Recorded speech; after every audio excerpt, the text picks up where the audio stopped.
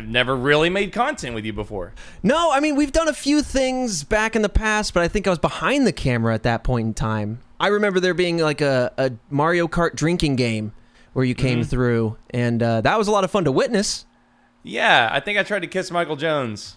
Oh, yeah, that seems to make sense. Yeah, I do remember that. It wasn't good. But yeah, man, obviously that was like Game Attack and like Let's Play Family Times. Right. Definitely different. And I'll just roll right into it with the questions. I just want to hear about your creator journey in general, because you said, you were behind the camera. But I've watched and admired from afar, because I, too, went from intern, low man on the totem pole, community manager, to business owner, brand runner. Yeah. Right. And I want to hear about how you came up and all that stuff. I'm literally just going to sit here and listen. This is the laziest podcast I've ever made. I just want to hear all about it. Yeah, well, first of all, I want to say it's been an honor to be able to get to know you as well over the years and watch your journey.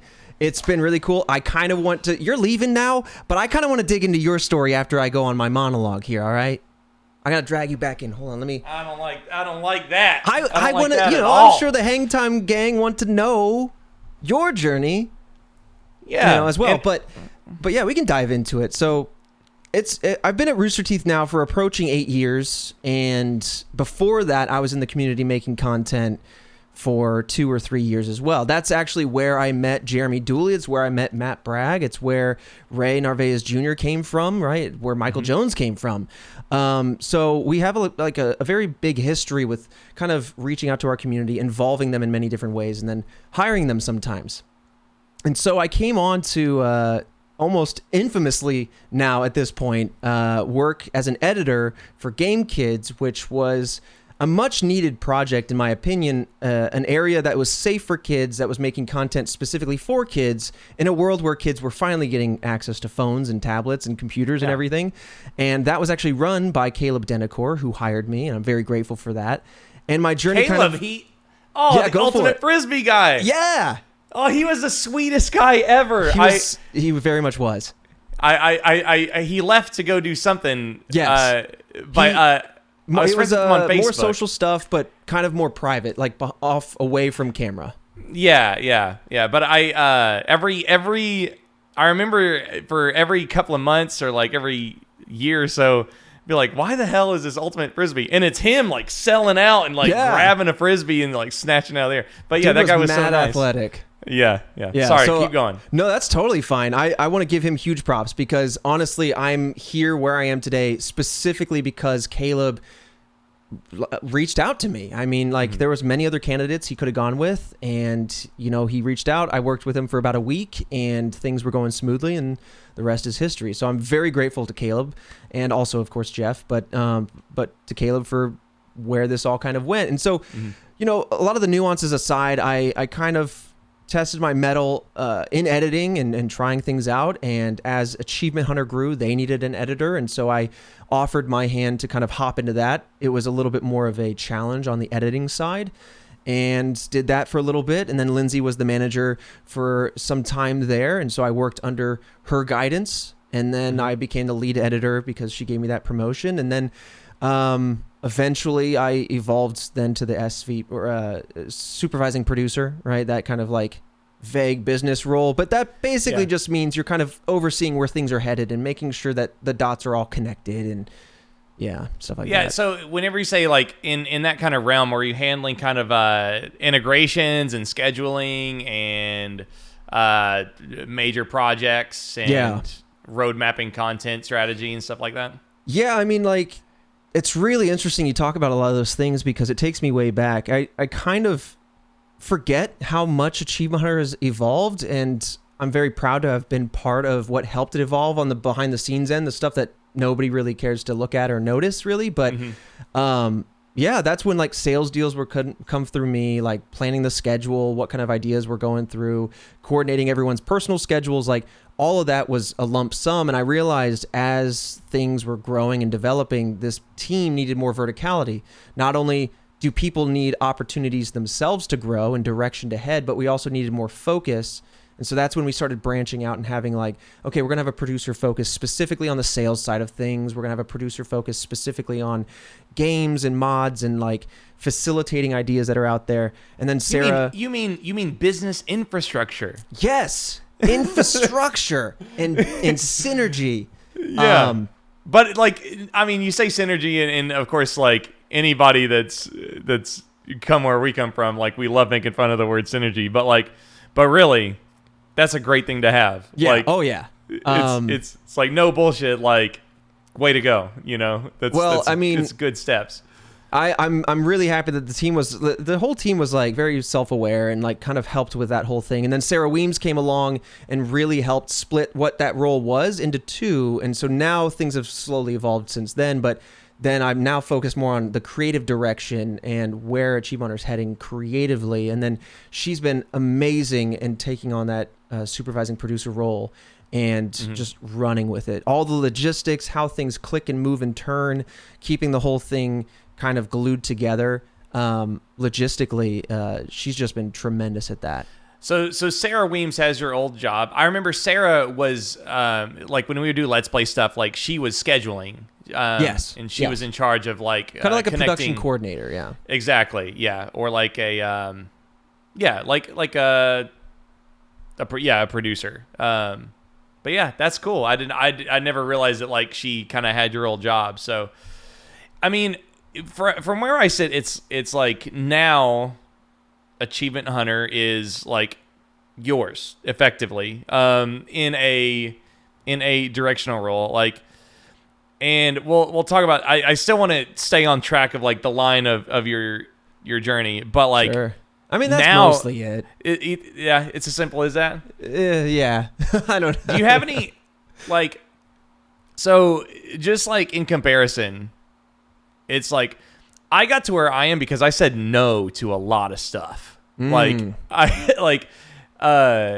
especially like the screw attack days and like all that kind of shit is like obviously like everybody knew that Death Battle was going to take over and screw attack was going to go away soon, but like I really like the personality driven stuff, and I wrote like the first episodes of Desk of Death Battle that they just brought like the animated Jocelyn and stuff back for, and like because I have an English degree, and so like it was very easy content to make because you got to research badass comics. I did like the many forms of Batman, like caveman Batman and all this stuff. Well, hold on, caveman Batman? Yeah, there's a version of Batman that like was killing like prehistoric bats and stuff. And then there's we're about to go on a deep tangent. I need to know more about caveman Batman. Caveman Batman. You should watch the first episode. I'm Googling this right now. Type in Desk of Death Battle of Death Battle Batman, and I wrote this episode. That's sick. All right. Batman is a murderer. Yeah. October 21st, 2017. That is probably, the first Desk of Death Battle. But yeah, in that episode, somewhere, oh my God. Shut up about the Screw Attack t-shirt, Chad. Oh my God. Are you watching the video now?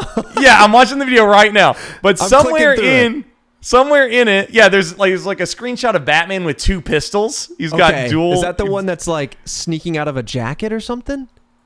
Yeah, I don't know. There's a lot of guns around. Oh, there it is. Yeah, he's got guns and all this wild stuff. But yeah, I remember calling the episode "Batman is a Murderer." Very provocative title. Yeah. But that was a fun episode, and I think I did a Godzilla episode as well. It was kind of like researching kaiju and stuff. Yeah. But anyways, of course, I went from that, and then I was like, man, that was so much work. That was like 2 weeks of work for like 2 like 5-minute videos, and I was like, I wasn't very fulfilled with it. But they were like, cool, do you want to work on Death Battle? And I was like, no. I don't feel like it, because like I've seen how hard Ben and Chad work on it, and at the time Nick and all these editors, just like, we're talking they do not show up to work till 1 because they were up till 7 o'clock in the morning. Right. And the old catch-22, right? yeah, and it was just like, and the fact, and I would like, I was running like Screw Attack Social, and so like I would post this video like seeing all this work that my friends had gone, like blood, sweat, and tears, and then like I would get on social, I'd be like, look at this awesome episode, and it'd be like, Goku to win, kill yourself, Screw Attack, and I'd be like, oh yeah. I mean, you guys make such dope stuff, and like I always love Death Battle, even as a fan, right? Like it's just a great way to geek out. But yeah, I mean, like, you know, it gets a lot of people riled up because a lot of people have really impassioned feelings about their fan base. Yeah, and it's like, I don't know, it's there's such enmeshment with these beloved characters, right? Yeah. So I didn't really feel like making it, so I said no, and of course that led to like live streaming, and then I basically forced myself into content that I was interested in, like countdowns or like scripted content or like the live content stuff, all stuff that failed because Death Battle is freaking bomb, right? It's awesome. And it just like overpowered everything, as it should have. Sure. But it was cool that you were trying and experimenting. I think for self-fulfillment, that's important. Yeah. I have been called the harbinger of the end of Screw Attack. Ironically, like because I started like right when it was like, yeah, it's Death Battle. Like I'll call you the man with many beginnings. Yeah, many. A little bit more positive than negative take there. It's sweet, but only one ending. I don't know what that means. I don't but know it's very poetic. I don't know what it means. Yeah, damn, I don't it gets know either. People going. Yeah. But I'm not like doing drama or anything, but like how it's not, I don't want to hear like, here's what I said no to, Shaun, but it's like, what were you kind of doing to negotiate your growth as, I mean, you're going from behind the scenes editor to running AH. It's like even people that are, I guess our spaces are becoming more and more limited. Like teams of creators are kind of a dying breed. Yeah. A little bit, but we're the holdouts, right? We're the cream of the crop. Hopefully. Yeah. No, you are. Yeah. But like, how do you navigate that? It's very tough, right? Because it's a team that's based very much on chemistry, and you know, a lot of people want to do stuff on camera, and a lot of people are very capable of it and being creative, and it does look like from the outside, it does look like it's a dream job. You're playing video games for a living, but there, you know, it is a real job, and I know it's easy to be like, oh, okay, you know, because there are real jobs out there. Everything comes with its ups and downs. But as far as my evolution, this is where I really have to take my hats off to two career mentors that I've had, which creatively have been like Jeff and Gavin to an extent, but Jeff Ramsey, who co-founded Achievement Hunter, in the early days would really hear me out. He knew that I was taking a huge gamble on my career trajectory, kind of leaving engineering for like fresh out of college to try this out. I was like, I'm young, I can try this. If it doesn't work, I'll go back, etc. And so, you know, I'll be really real. There was a moment in time where I was candid with him. I'm like, this has been great. I really appreciate the opportunities that have been given to me here and that I've been lucky enough to have. But I'm thinking I might have to go back to engineering now because I've kind of poked around and I'm just not seeing like the trajectory or the, you know, because I'm self-driven and self-motivated. I'm always trying to be better and trying to accomplish new stuff and try stuff. And I'm so thankful because he continued to seek opportunity that I could step into and try my hand at, because he didn't want to see me go. And I was always like, you know, I do want to try being on camera. That is part of what I was doing before coming here, was I was establishing my own channel and whatnot. But I don't want to just be given that. I want it to feel like to be right. If it's not right, then I don't want to do that. At least not here, because I want this to stay true to itself. So it was very much like just being very candid to Jeff about where my head was at, what I think I can bring to the team. And it was also counter to kind of, not to disagree, but just counter to your thesis. Like I was just saying yes to everything. But I was also bringing a lot of things. I was trying to provide solutions and think of ways to kind of change the game a little bit. And whatever I could do to do that, Jeff would say, I agree with that, or I love that, go for it. And so there was a lot of like, okay, this is outside of the realm of my responsibility, but I have some time during my workday. I'm going to try to chip away at that. And by doing that, I was kind of given some other opportunities to explore my future. And there have been, in the grand scheme of things, many paths that were like open to me. That would be kind of going to LA, but still maintaining a Rooster Teeth like employment, but for a project that never like realized. It was just like a lot of little things like that were, you know, thrown my way to see if it would work or not. And so it was just a very careful step in that direction. And then once I was finally chemistry tested, or chem tested as we call it, like it was then slowly rolling into things where I made sense, where my chemistry was strongest, and then working my way up to be like, okay, now I'm here and there, like maybe once a month or maybe once a week, and then kind of working up. So now I'm in a position where I'm kind of one of the staple cast members, because this team has gone through so many generations. So now it's interesting to be on the other side and to have fresh blood like BK and Kai and Joe all in town, and try to mentor them now and try to see what opportunities they're seeking and how we can fold them into this ongoing brand. And it's so cool how like it's all like come back around now. Yeah. Yeah. Cause now you are a mentor. Yeah.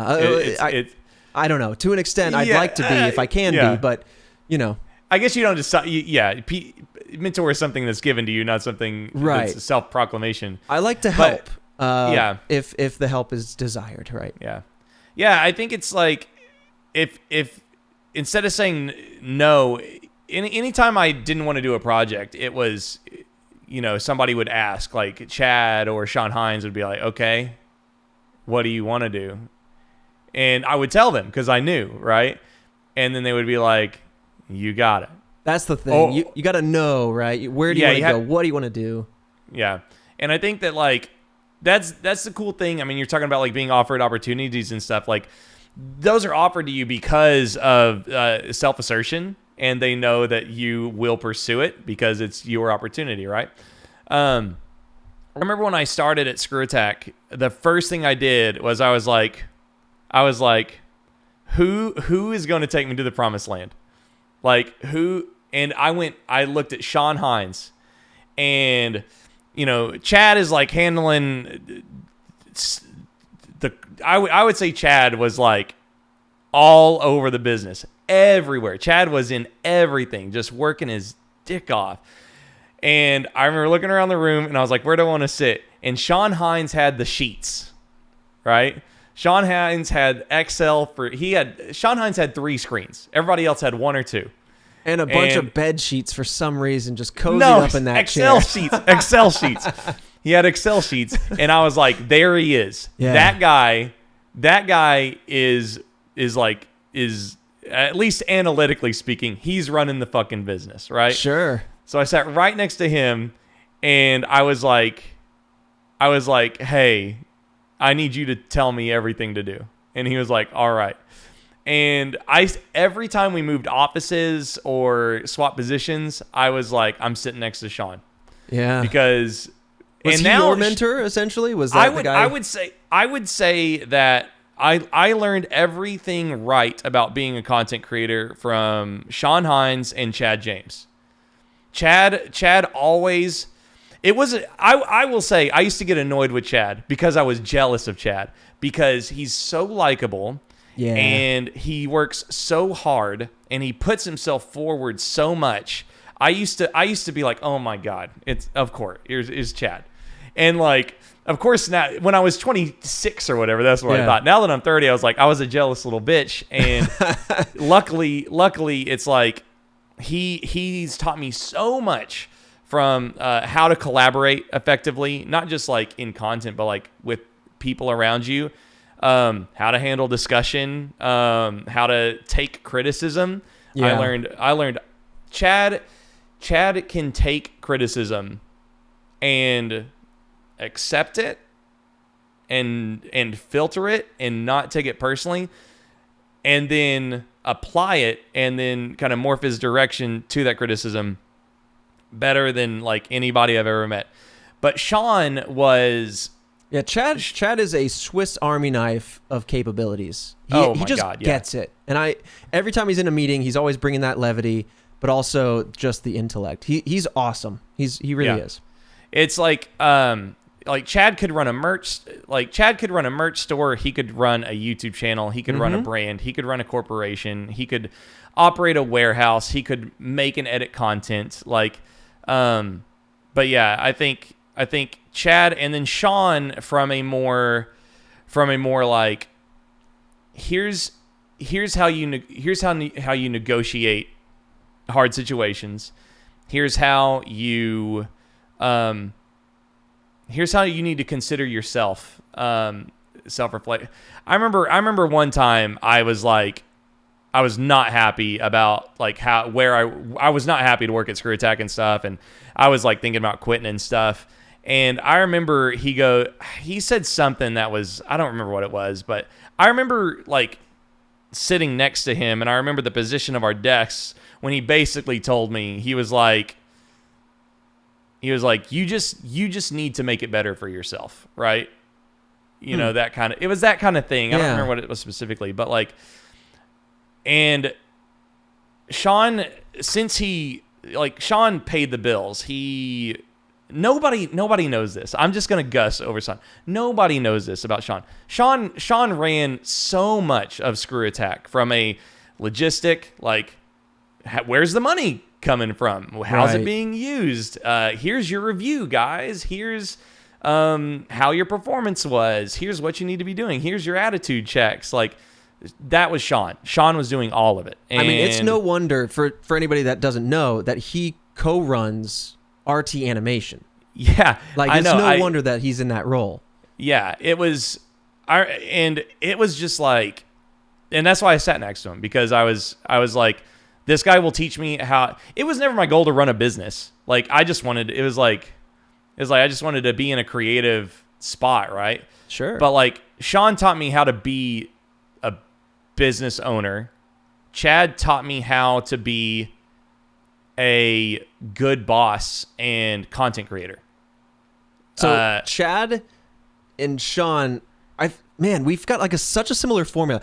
Chad is my Jeff and Shaun is my Lewis. And I think that they're two different skill sets, but two such admirable skill sets. Yeah, just absolutely congruent on that. Yeah. That's why you reminded me of that, because it was like I had like a brain and a heart, basically. Yeah. Like, Shaun is a brain, dude. And that's Chad it. Chad is heart. You're not wrong. That is totally right.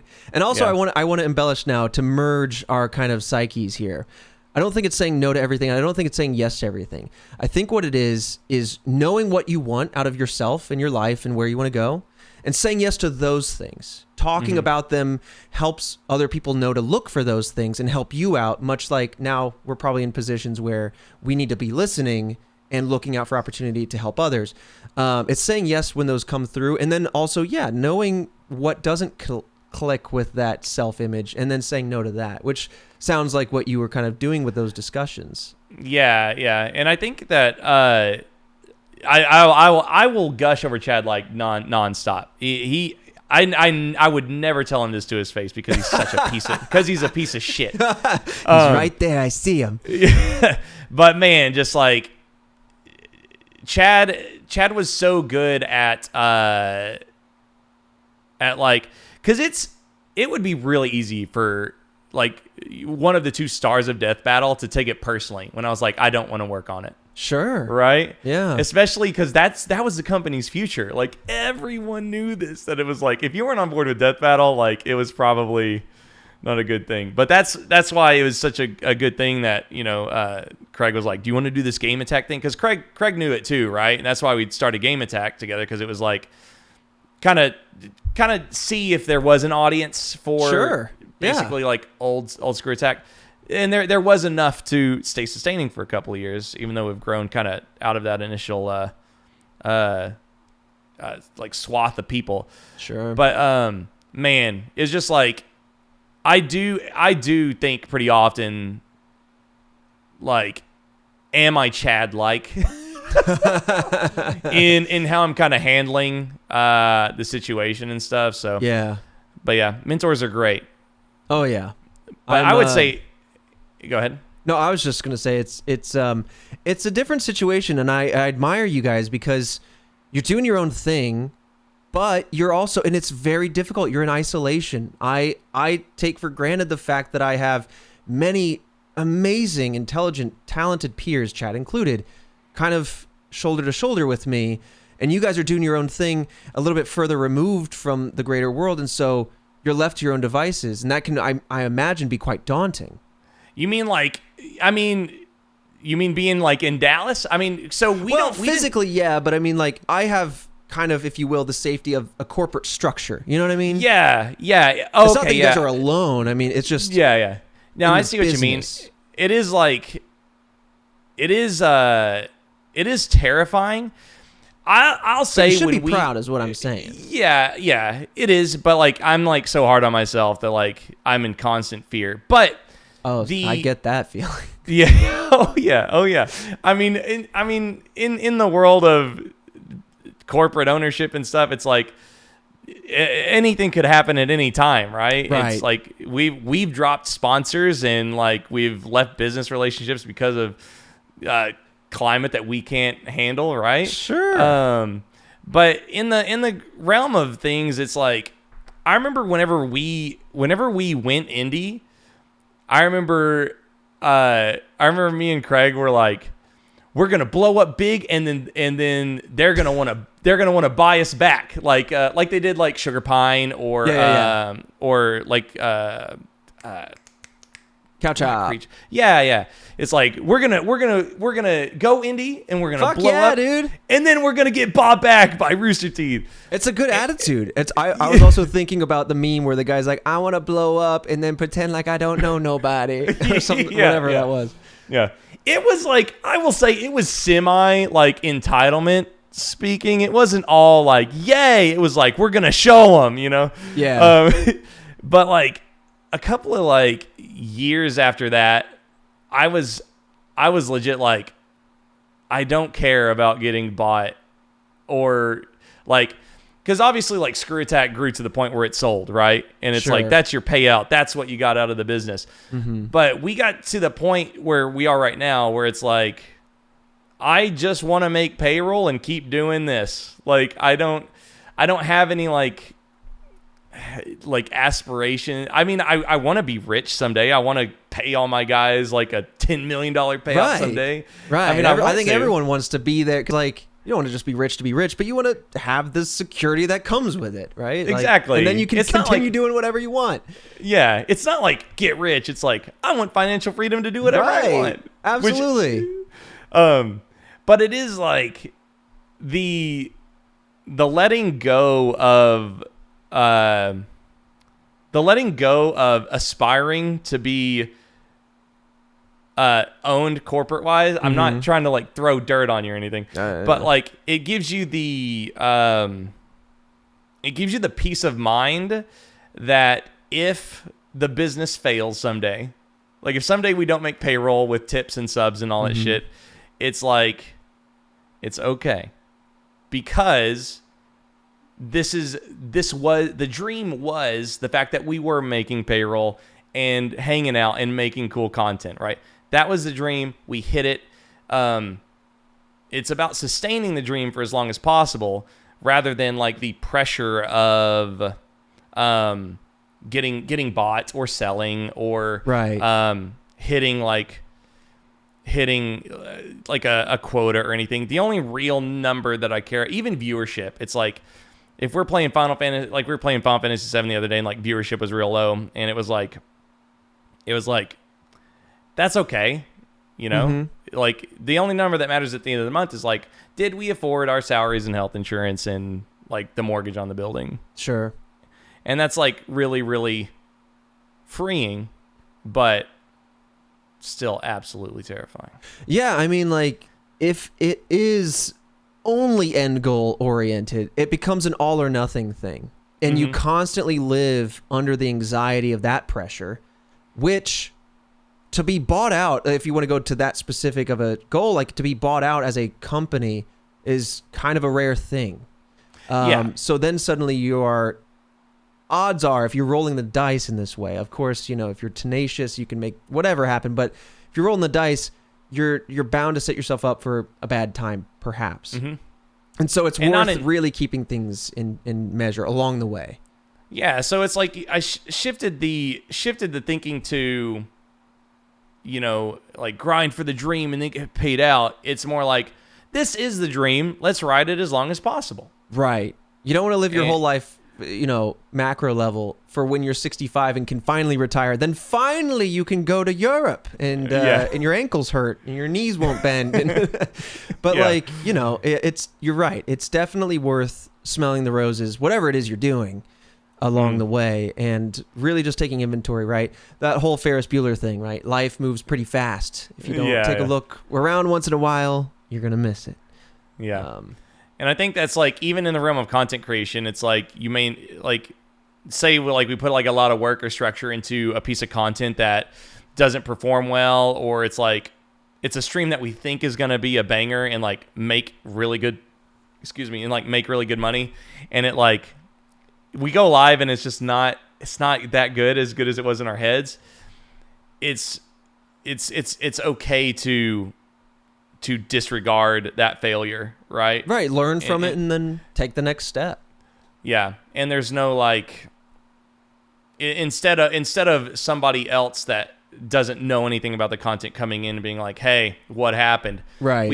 We just look around. Like, I look at Grayson and PETA and Chelsea, and we're like, yeah, I don't think it worked because of this. And then we all kind of say our stuff, and then we're like, okay, well, we'll remember that next time. Yeah. So. Do you have any big, I don't know if this is too into it, but do you have any big lessons that you feel like have offered so much clarity moving forward?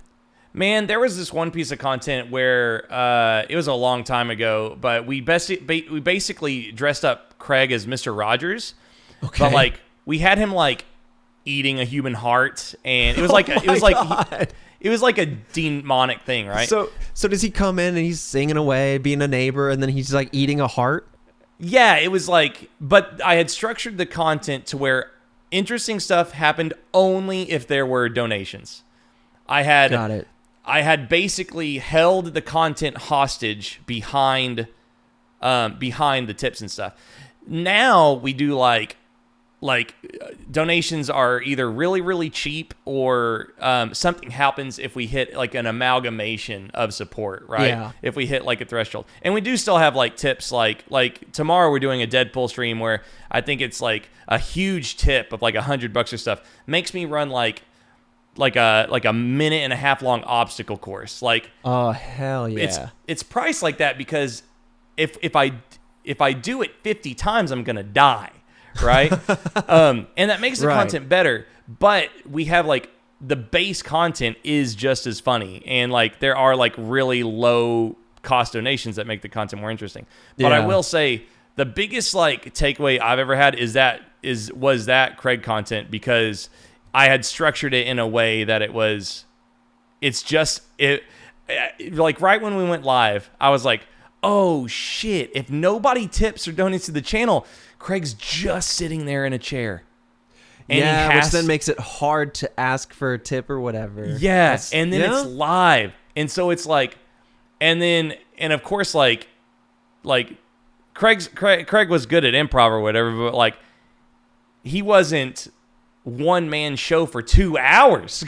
I don't think any of us are. That's tough for anybody, really. Yeah. And so luckily tips did start coming in, and the show was good, but I just remember I was okay, you can never. I had just done it without the consideration of what's the content if no. I had all these cool things that would happen if somebody tips 10, 20, 50, $100 and stuff, but I didn't think about what the content was going to be if it's not content if nobody gives it money. And then it was so I definitely learned from that. And that's why now our content is more something's going to happen if everybody that's watching throws down a little bit, or we get a couple of subs. Yeah. But that was probably my biggest lesson from a live perspective of what sure. not to do from a production standpoint. Yeah. What do you have? I mean, with the VOD format and I mean, I know y'all are streaming here and there. Yeah. But it's interesting right now. I do have something that I can talk to that was a biggest lesson for me. But in general, we are in this rediscovery period, and we did AH Live, and there's a whole doc for our first members over on Rooster Teeth that kind of explores this. But basically, we have a lot of new people. We still have like Jack, for example, who was a co-founder, and then we have people like myself and Alfredo who are kind of like right in the middle. And so we have multiple generations of achievement hunter and people that all have different walks of life and backgrounds and interests and stuff. And so this year, and also coming out of quarantine, we're finally back in an office space. So it's been interesting. We've kind of poked around and tried a new set of shows. We did a few one-offs, like we did an Outdorks where Joe and I ran off. Joe's just another content creator with us in Achievement Hunter.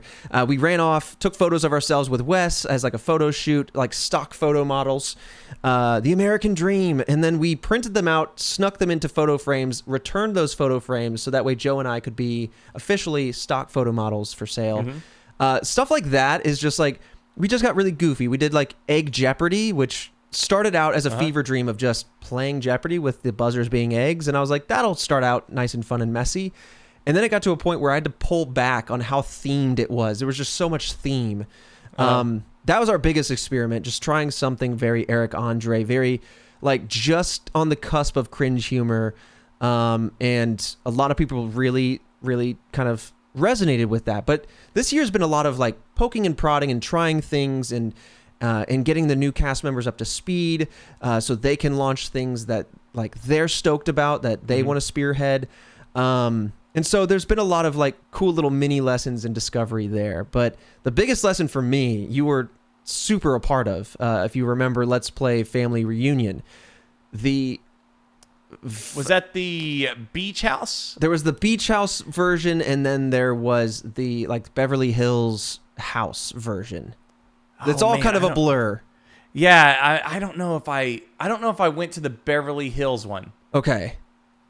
God, I don't know. The full screen, like, Let's Play days, it was like, man, we're going to Malibu. What? Like, right? It was... I was like, who's writing these checks? Anyway, it was an exciting time. I mean, it was growth mode, right? We were really investing into all the different brands, new and old, and really hoping that something huge could come of it. And I think we landed with something special, but, things evolve and change and in unpredictable ways. But I digress. Like when it came to the reunion, that was literally the first thing I'd ever produced. And I'm the kind of person that wants to do everything and do everything well and do right by everybody. And I realized very quickly going into the second one, I was like, I cannot produce this like the way I did the first one, where I was the person that did everything kind of. But I do want to give huge props to Broadcast for stepping in and really helping with that tech, and Drew Saplin for directing. But like to be the answer person for everything, but also try to perform within the thing, it was just untenable. And I learned that, to do things like, okay, here's the schedule, here's the marketing, also the catering, also there's tech issues. How do I solve that on the fly and make sure the cast has all the information that they need? And it was just, I wasn't able to disseminate the information as necessary that everyone needed efficiently enough, because I was just the linchpin of the crux of everything. And so I learned very quickly, okay, that's not how producing is done. It's not, and so now I learned to really rely on my peers and the people that are really fucking good at everything. Like that's what I love. Today I had a really cool meeting, again, coming back to Sarah, who is just the best. She's grown so much. She's the heart and soul now of Achievement Hunter, in my opinion. And we had this really awesome meeting kind of leading up into this podcast where we were just looking at the rest of the year. We're doing an exercise that we've never done before in Achievement Hunter, which is like, okay, we're kind of looking a little bit forward, but also being a little bit in the now. Why don't we take a lot of what we're super excited about right now and just cast it into the future, so we always know we have something that we're stoked about coming. There's always something big happening. And then backing out our logistics from there. And so we were just really into the weeds, and she's like coming up with all these like really dope ideas on how to make it happen logistically. But yeah, so it's just like, that's a good example of like realizing that you don't have to do everything. And I had to learn this lesson. I literally went to Jeff and Lewis and I was like, before Sarah was hired, I was like, I feel like I'm failing. And they're like, no, you've just grown and evolved and now you're doing too much. And, you need to get comfortable with delegating, because at one point in time they say we delegated to you, and now you're at a similar position. And so that's been really cool. And what's special, I think, about being a part of a team, like we talked about, that it's kind of a dying breed in content creation, but that's what I love about being a part of a team. You come up with better ideas, more unique ideas, you bounce off each other, but then also like you get to share that journey with people in a more intimate way. And then you feel like, this is so cheesy, but forgive me. Like you do feel like a family, right? Yeah. Like everybody I work with, I'm just like really good friends with because of the way it all goes. And I know, for example, like, all right, we want to do something with sales, like some custom content, and we want to wrap this in something unique, but I just can't think of anything. So we're like, let's just jump over to Aaron Porter, who is our like focal point for sales content. She's our producer for that. And so like, I know that she's going to probably come up with something really cool that we, just being clouded with other stuff, won't be able to think about. And stuff like that is just really cool, I think. Yeah. It's very easy to like, I mean, talking about like it being a dying breed and stuff, it is like the space has shifted so much in these short like 5 years. Oh yeah, man. It's just wild. But the one of the reasons I wanted to get you on the podcast was I talked to John Reisinger about this, but there is a level of like of weird separation that you have to take when morphing a brand so much. And obviously, like Hang Time, we completely rebranded. We started talking about like things like human rights and not being afraid of talking about politics and stuff. Back when we were Game Attack, and like we like immediately like started hemorrhaging audience, right?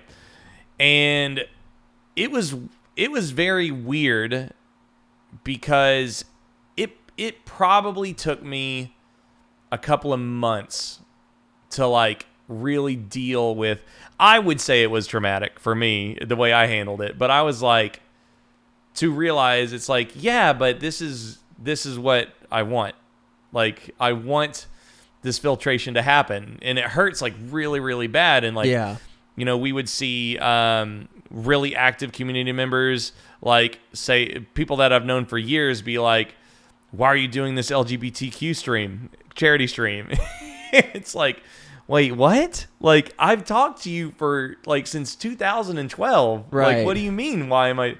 And it's like, and like I banned that audience member, and like they had given us like hundreds of dollars, like probably thousands of dollars in tips and stuff. And it was like, oh my God, I can't believe that happened. Right. Because that relationship that's happening is so weird. So, obviously with AH, it's such an old brand, and a lot of my stuff is old audience from like 2008 Screw Attack. A lot of them have just about completely fallen off. Like they're all gone, right? But a lot of them have stayed, and that's wonderful, and I'm glad that they have. But with AH, like it's you don't have to get deep into this, but it is like, how have you kind of handled any kind of backlash or toxicity? Because like I do see Kai like having to literally fight people off on her Twitter, and it's like, and just the other day I saw some fucking creep talking to Barb, and I was like, I tweeted at him, I was like, fuck off. I was like, and it's just like, but in the realm of AH, like that's morphed into something that I think's wonderful, and not to disrespect old cast or anything, you know, I think, you know, Jeff and Jack and everybody is absolutely spectacular, but like, I don't think it backwards. I don't think it backwards sullies anything to allow this thing to continue being something else, right? Everything still exists there, and we will never be able to compete with the moving goalposts of, you know, nostalgia or, you know, rose-colored lenses. Like, believe me, I have the same thing with a lot of IP that I used to watch and don't watch anymore or what have you. And the challenge is too, like, we have people from day one, we have people from my day one, and we have people from Kai's day one, and people from yesterday. And the world has also shifted. Like, I just want to say this at the front.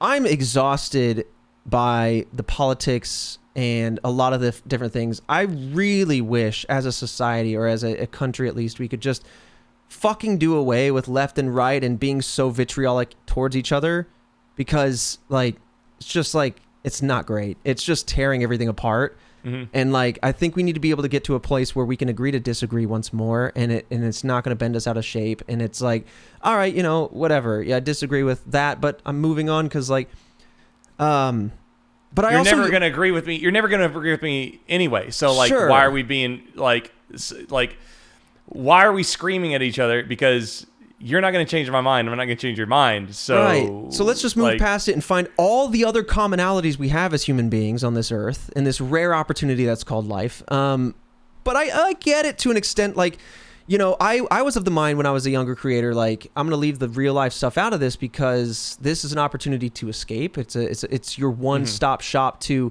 not think about that. I can't escape it anywhere else. So why, so I get it.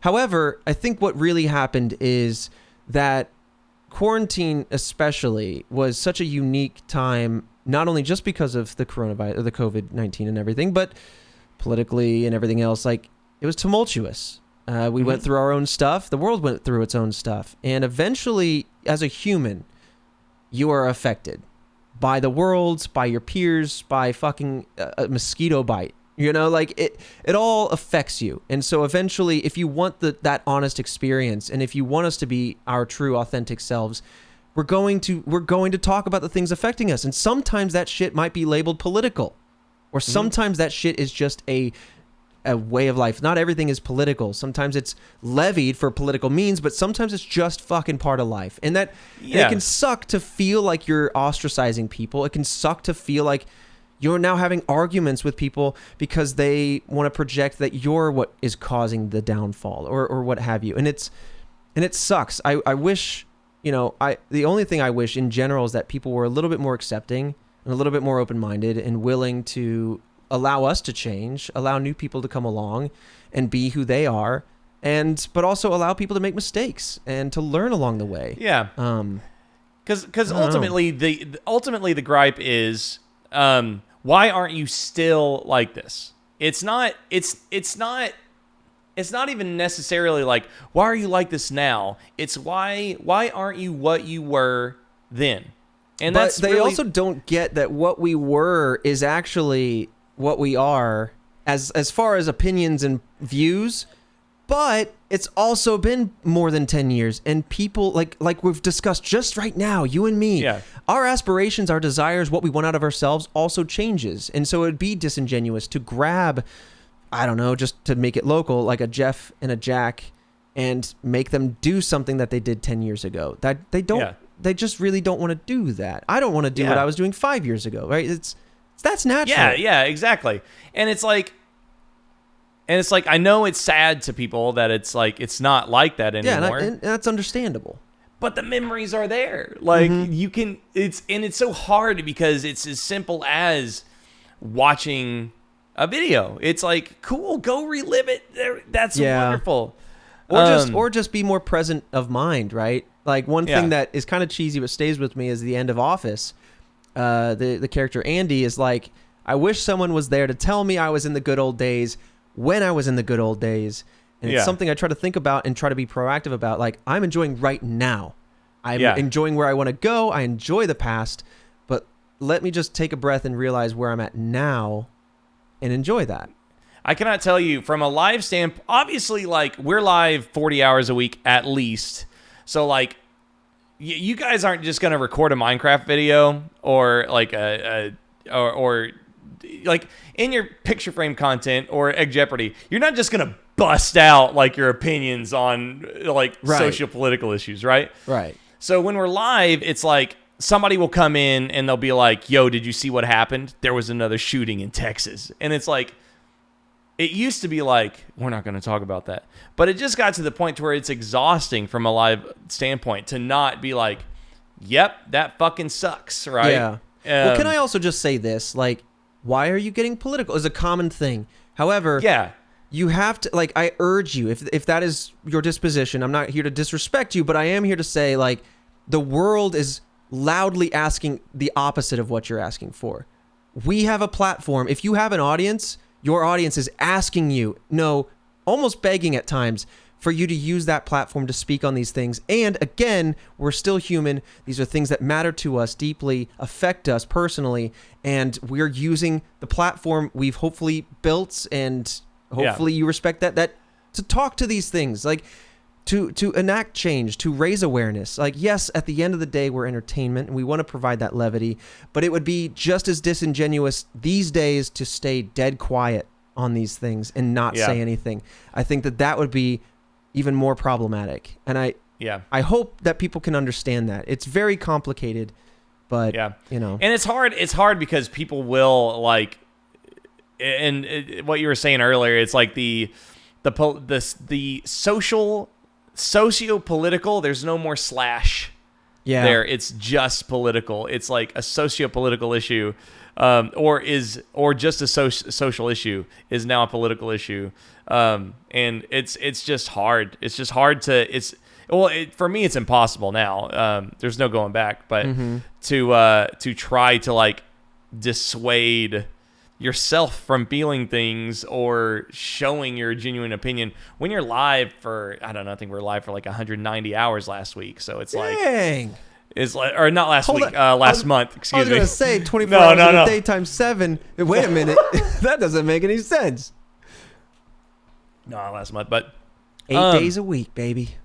Yeah, 8 days a week. But no, man, I just think it's just really cool that, you know, there's a evolving beast with Achievement Hunter, and I think your cast is fantastic, and it's how old are you, if you don't mind me asking? Are you 31? 31, yeah. Yeah. I mean, like, that's a lot. Like, I don't know, man. Like, running a brand like that with decade and more than enough change of history, and, you know, you've got people that are watching Achievement Hunter when they were 10, and now they're 36 or 40, right? It's like they got kids watching us now sometimes, you know, like, and that's really cool, but it's also dead unique. So unique. So it, my ongoing multi-year long hypothesis is that very few people, brands as it were, face this particular challenge. And a lot of people like to look at the RT channel, for example, on YouTube and be like, it's dead. And I think it's because, and we've tried a lot of different things, but if I could be just open for a sec, I think it's because that channel has had so many different lives. It had Ruby launch on it. It had Achievement Hunter launch on it. It had RVB on it. Before all that, it had RT Shorts and RT Podcasts. Like, it lived many lifetimes that some creators only have that one. Yeah, and I mean, that channel's like a... YouTube doesn't know what to do with it. And I hate that we're such an algorithmic world. I wish we were. That's where I'm going to be an old man about it. If you subscribe to something, that's what you want to get. And yes, you can get recommended of things that are similar, but not 99% YouTube just telling you here's everything. Like, it sucks, because then you're at the whim of some sort of faceless algorithm, some sort of I don't know, bug-eyed salamander, as Bo Burnham would say, over in Silicon Valley, making all these decisions on what your content should be. And I'm like, why don't you just let us be us and let our audience that liked us keep finding us? It's so annoying. I always think of it, it's like Rooster Teeth's lifespan is like, they were like awesome, like laser beam shots, like, of content. And then the algorithm does it, and it takes that focused, like, shot energy and turns it into, like, sporadic machine gun fire, because it's such varied content. Mm-hmm. It's just like, who knows who's getting served that content? Because it's been how long has Rooster Teeth YouTube channel existed? Like, let me look. I can't, like, when was that channel created? Like, but yeah, it's definitely just like after the brand itself was created. Yeah. Yeah, probably a couple of years after that. Probably July like 10th, 2006. Yeah. Oh my God. I was expecting like a 2008, but like Yeah. I was a junior in high school That's when crazy. the RT channel was created. Yeah. I'm 33. Like, and I don't know. That's just wild to me. Cause it is like, you see people like make videos like the rise and fall of Rooster Teeth. Their YouTube channel's going down. And it's like, yeah, motherfucker. Like, if they wanted what does it tell you? We put out the D&D Butt series, and I really enjoyed that. I really enjoyed that series and making it, and Gabe did an amazing job DMing that. Go check it out. If it's basically a bunch of one-shots in 2 parts, each of 2. Like, it's D&D Butt, we're all dragons. D&D Butt, we're all vampires, stuff like that. Mm-hmm. And it didn't do super hot because again, my personal opinion is that the algorithm just doesn't know how to surface such a colorful backlog of that channel. But then when we do shorts where YouTube is laser damn focused, like STF, Squad Team Force, they'll put their shorts on there and they'll do gangbusters. Yeah. And I'm like, cool, but maybe I don't want all my content to be 5 seconds long. Yeah. It's tough because it's like we just posted, like, I would say the Game Attack and now Hang Time Crew YouTube channel is like just as bad. I talked to Daryl Green. He's like the guy that runs Mr. Beast's channel. Oh yeah. Like all his channels. Like I consulted with him. He told me the same thing Chad James told me. He said you just need to delete everything off the channel and start completely fresh because you're screwed. Like you posted some content did good, then you did sporadic uploads, then you did episodic loads, and then you did stream highlights. Your channel you're never going to get served. And then they were like, you need to delete your channel, start over, and you need to post shorts like crazy. So it's like, I'm sitting on this channel with 100,000 subs, and I'm like, I don't want to make fucking shorts. I want to make slamming content. And then it's like, well, the kind of content I want to make, nobody's going to get served that shit. And then so I'm like, okay, I don't know what to do. I'm not going to post anything. Yeah, it's really tough, and like the tough part is too. In fact, the tougher part is knowing that the audience is watching and knowing that we have a diverse set of interests in our community on what they want to watch. And I love that Rooster Teeth at large, but Achieve Hunter specifically has so many different types of content that there's something for everybody. But again, the algorithm, it like you go to TikTok and there are some really fucking funny people on there.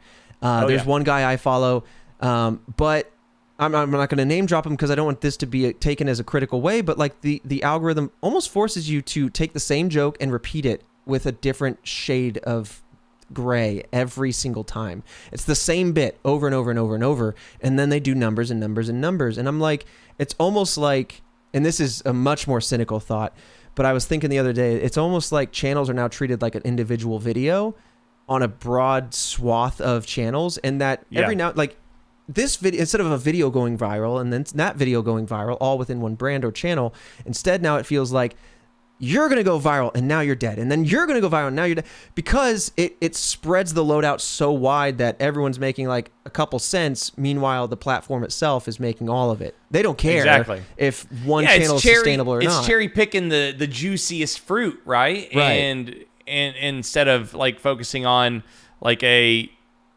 mass sustainability. Right. I always think, like, anytime I think of like a new show that we could do on YouTube, I'm like, that'd be a cool VOD show. I immediately think I would probably have to create an entire channel just for that show. Right? Yeah. And then I get overwhelmed and anxious. And there's huge pros and cons to that too. Yeah. Yeah. Ugh, and then it's like tough. It's like, imagine, like, it's not like YouTube content creation is not easy. And so it's like, do I really? I get overwhelmed thinking about posting to one channel, like posting this podcast. Dude, just keeping up social is stressful. Yeah, that's why I'm not active much anymore, because I'm like, I can't handle it. Yeah, I don't know what to do. And the thing is, it's like hang time from a Twitch perspective, it's never gonna grow unless we use YouTube Shorts and we use TikTok. That's the only way. And so it is like cool. I think there's ways to play those games, you know. Yeah. Like, we try our best to basically put forth the product we want to make, and then how can we make a good standalone vertical video that supplies that area of the desired business, but like just a piece of something that was what we wanted, right? Yeah. How can you feed both? Yeah. But it still is just like, it's so overwhelming. And it's like, it sounds like super entitled because like we do have like jobs that we love, doing what we love, but Sure. like it's so fucking hard. And honestly, I mean, statistically for most people, it's statistically close to impossible, like to do what we do, like, and to get into positions that we're in. So obviously thankful for that, but it is like, it does feel like, I think you said it best, and I don't think it's cynical. I think it's realistic, and it's like the algorithm is driving what content people make, and I don't know. I feel like there's this golden era. I probably sound like an old man. Golden era, not of the actual YouTube content, but how I think that the watch time thing for YouTube was like, that was a great idea. Like that is audience retention. If they stay on your video for a long time, at least that tells you that your audience is caring about what they're watching, and you have it. But c'est la vie. But in the realm of all of it, it's like, I don't know. It's very commendable, and I think I see myself in Achievement Hunter's direction, and it's like, nah, man, this is fun content with a fun, diverse group of creators, and we're gonna make what we want to make because it's what we're fun and passionate about. And I don't know. If I was in your shoes, I know it would be really, really hard because I know it's hard right now to be. I don't like being associated with. One of the reasons I rebranded because I didn't want to be associated with content from 2008 on a channel that a history, a history. Like I was in the process of looking for a new job and quitting Screw Attack when Game Attack was brought to me. Like I was gonna leave because I didn't like it, and so like to be associated with it. It's not that you don't like the old AH content. I'm not saying that. Sure, but to know that you are now in charge of a brand that definitely has some holdouts of a long, long time ago that put this pressure on. They may not know it's you or not, right? But they look at Achievement Hunter as the entity, and they'll be like, it's not what it was. Yeah. And like, that's got to be really hard. And I just want to say... But... Oh, sorry. Yeah, you're fine. Like, that's it. You have to be a really, really strong person to be able to handle that kind of pressure. I'm not good at it at all. I get emotional. Like, I talk to my therapist about it. Like, No, it's real shit. Yeah. Yeah. So that's hard. And if anybody like that is watching, you got to give it up for your boy and shut the fuck up and show some respect to Trevor Collins. And Shaun Bolin. Yeah. Because that's hard. And I mean, obviously AH is on a scale that's, 1 in a million, like an amazing internet brand for so long. So that legacy is just, that's a lot of pressure. You're awesome. I think you're handling it right, and I appreciate what all the cast is doing, and sticking up for themselves and making wild fucking content. So well, thank you on my behalf, but also like, if I may, on behalf of the team, like I agree with you. Everybody on this team is tremendous and awesome and has such huge potential. I mean, just one last thing as we kind of close out, I think it's a difficult game to find that fine line where, we are doing what we want to do, but we also have jobs and a lot of people that rely on this to keep it going. And to find that very fine line where we can play the game, be candid and open with the audience about what that game looks like, the ups and downs of that game, but then also being true to ourselves, it can be very difficult. And there's a lot of sometimes rightfully cynical eyes. And then there's also some people that are like, I remember somebody, I was like, I tweeted, I care a lot about this. I live, eat, and breathe this stuff 24/7. I'm always in the comments, always looking at the community, always looking at the videos, and always thinking and not stop working or whatever.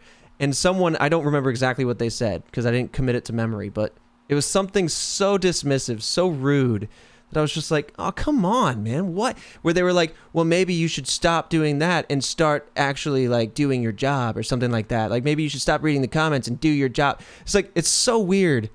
Just like how quickly one can be to dismiss it. Like, also at the end of the day, like it's entertaining content, hopefully, right? And it's just, let's maybe lower the stakes a little bit, you know? Like, let's just lower those stakes. This ain't the other stuff out there. This is, come on, let's just have a good time. Like, you said something earlier. You can stop me if I'm dragging it too long, but you said something earlier. I think you were talking about how it's never been like this before. And I think, you know, we are in, this is unprecedented territory. Nobody, like 15 years, you know, or whattever. God damn, how long is it since 2006? I can't even do math. 18, 6, 4. Shit. What's 22? 16? Yeah. So you got it. You hit it off the top. I didn't believe you. I was like, nah, it's not 16. Trevor, you're stupid. But it feels like longer to your point, though. Yeah. Like 16 years is like such a brief period of time. Like, it's going to be like 50 years before they can even be case studies on like the lives of content creators or like what effect like our content creation is having on society. But like I already feel it just as like a grown fucking adult. I already feel the impact of like, you know, I admit I'm already ADD and anxiety and stuff. And like this short form, like snap, everything at the tip of your fingers, order it, get it tomorrow, like all that stuff. It just exacerbates it. And like, so it's an interesting macro level thing to consider, like how this is going to affect generations, kids, you know what I mean? Yeah. But it's unprecedented times for sure. Yeah. But I mean, like it's one thing for me to be a fan of, I'm trying to think of an actor that's okay. It's one thing for like I'm a fan because they're all turning into douchebags. Okay, so like Harrison Ford, right? Bob Ross. Yeah. It's one thing to be a fan of Bob Ross for like 15 years, right? But like somebody that's, I mean, what, like 8 years for you now in the field? Yeah, just like, about. Like being a fan or like a stand for an internet personality is different because you have realistic opportunity to interact with that person, to meet that person, to talk to them into a chat. They could leave a comment talking shit about us right now. I couldn't have done that with like Last Crusade, right? With Indiana Jones and shit. So like, you couldn't do that with Red versus Blue season 1, maybe not even 2. I like know. This company straddles that. I'm sure Screw Attack is very close to straddling that. Yeah. So it's like, and what I'm talking about is that like, it's one thing for a 6-year-old to be enmeshed with Harrison Ford, a movie star he's probably never going to meet. Yeah. But like a 10-year-old who watched Rooster Teeth or watched Screw Attack to grow up with online personalities that they've talked to on Twitter, that they've talked to on YouTube. It's like, that's such a weird new concept. Right.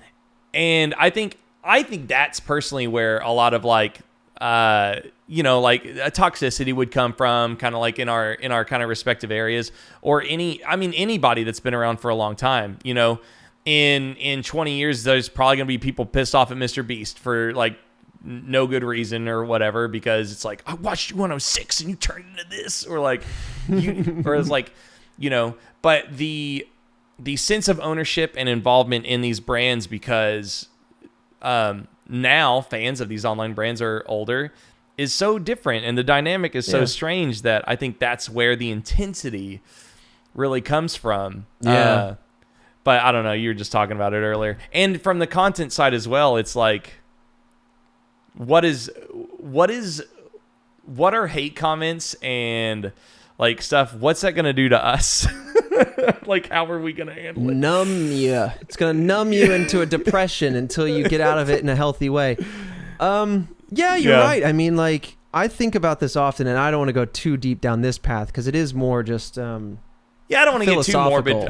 Right. But there's something very interesting, and I think potentially magic, as an upside to what we're talking about here, is like, in the past, if you watched a TV show, some sort of intellectual property of some sort, right? Movie, show, whatever.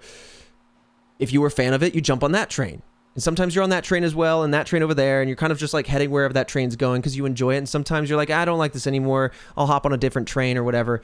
And then social media comes along, and that train now is a kind of a democratic process. But it didn't happen right away. It was just you could engage with it in a unique way up front, but you were still just hopping on a train, a fandom, and going with it. And then when you didn't like it anymore, you might pop off and go somewhere else. But now, and it happened very quickly, and it did happen within the last 5 years. And again, I'm not saying that this is all bad. I think there is tremendous upside potential to it, but something magic happened, also potentially detrimental, where now, especially for brands that aren't new now, the audience kind of has a hand in the direction, and that can be amazing. That can be awesome and create the most magical moments, like Uno the movie, for example. The guys made something funny and awesome and unique, and then it was the community that made it huge and special and bigger than anything we could have done. Same thing happened for DHD Hot Dogs. We made a local listing on Google Maps, and then they made it the #1 rated restaurant that never existed here in Austin. That kind of stuff is awesome. I think where it starts to cross a line is when they try to manipulate a person and force a person to be a certain thing that they want them to be. That's where things can get a little hairy and where tensions can really rise, and that's where that friction comes in. And that's where I really ask that people are understanding of other people, like different walks of life, different dispositions. You shouldn't be preaching and impressing upon others what you want them to be or whatever. That's just a bad recipe. But I do love the community-centric content creation. That shit is awesome. That's kind of like exactly what I'm talking about is like in that enmeshment with content creators, like no one would ever imagine that they would have the capability to even try to shape like a celebrity, especially when we didn't have a comment section or a chat or Twitter and stuff. It's like there was no way of me, besides writing him fan mail, to tell Harrison Ford, it's like, yo, I think Last Crusade's gonna suck, so maybe not be in it, douchebag. You know, right. And they'll be like, "F off, kid." You know, and, but I think you're totally right. What a great example, because new Indiana Jones, new Star Wars. You can take such a long-running franchise and see how, for better and worse, both a little bit, how the franchise reacts then, or how the fandom can interact with it in a different way. You even see someone like Christian Haydenson, right, who was much younger in the early prequels, and now how he's kind of cropped up there in Obi-Wan Kenobi, the show, and just like how they speak about their experience with this regard, like how it's so cool to listen to them in these interviews talk to the very thing you're talking about, and also how the shows and movies kind of hold the mirror up to the audience a little bit. What are you looking for out of it? And sometimes that's for the better, and sometimes it could be to the detriment. But it's very interesting. Like the Sonic movie, I was so mad that they buckled to the audience on the redesign. You wanted that. I thought the Sonic looked like shit, but I didn't want them to be like, to listen to a pissed off fandom to the point of like dissing people's hard work and like remaking it. But it is like, okay, he looks a lot better.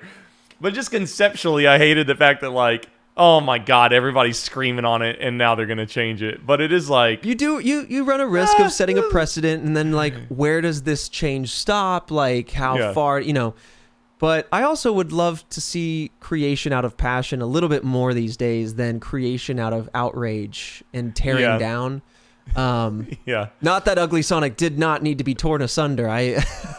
Dude, have you see the Chip and Dale movie, whatever it's called, where they used almost unlicensed, I believe, the Ugly Sonic, and they had him. He was at the convention. I saw those clips. Yeah, dude, that's so awesome. That's so funny. But all right, well, I probably got to pop off here to eat, but for sure. Dude, thanks for hanging. Of course. I thank you so much for allowing me to come hang out with you for a bit. I always love our chats, and hopefully we can do some cool shit here in the near future.